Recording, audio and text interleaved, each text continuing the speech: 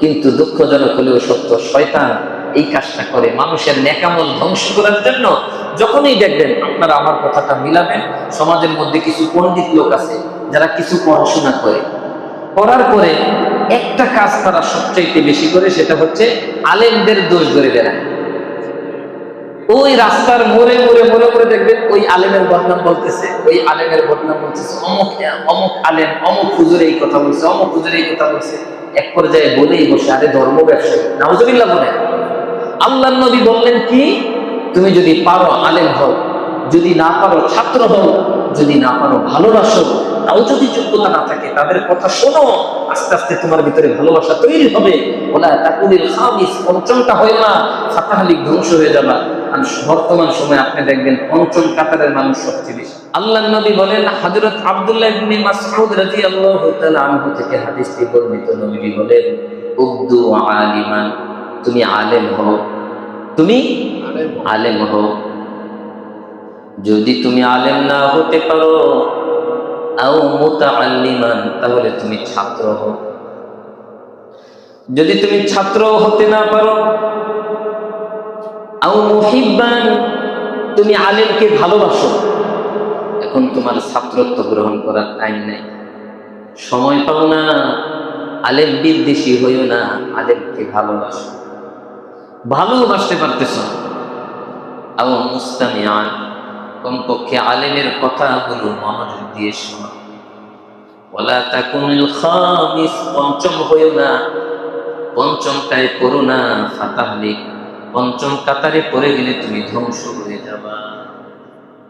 সুতরাং কোরআনের কোন আয়াত না বুঝলে কার কাছে যাবে? আলেমের কাছে যাবেন, ছাত্রত্ব গ্রহণ করলেন, আপনি ছাত্র হয়ে গেলেন।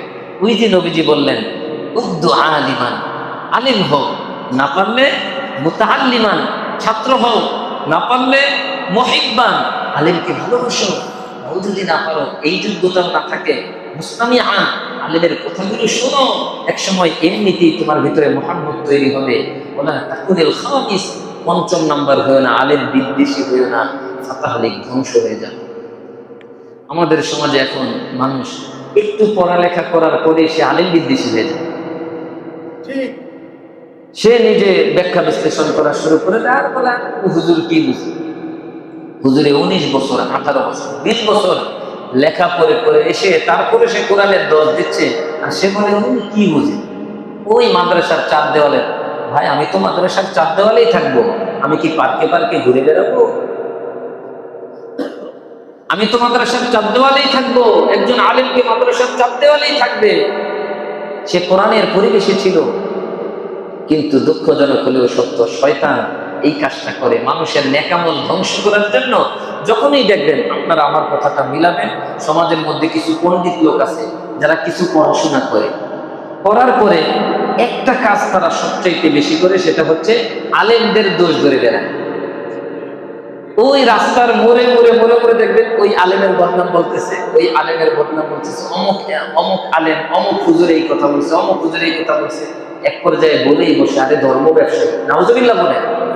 আল্লাহর নবী বললেন কি, তুমি যদি পারো আলেম হও, যদি না পারো ছাত্র হও, যদি না পারো ভালোবাসো, তাও যদি যোগ্যতা না থাকে তাদের কথা শোনো, আস্তে আস্তে তোমার ভিতরে ভালোবাসা তৈরি হবে। ওলা তাকুলিল খামিস, পঞ্চমটা হয় না, ফাতাহলিক, ধ্বংস হয়ে যাবা। আর বর্তমান সময়ে আপনি দেখবেন পঞ্চম কাতারের মানুষ সবচেয়ে বেশি। আর এই পঞ্চম কাতারে কারা থাকে?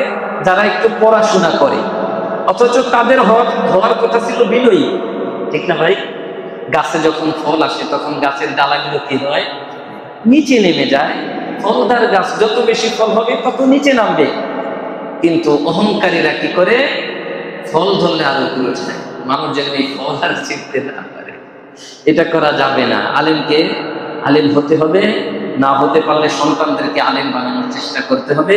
তাও যদি না পারি, আলেমদেরকে ভালোবাসতে হবে, আলেমদের কথা শুনতে হবে।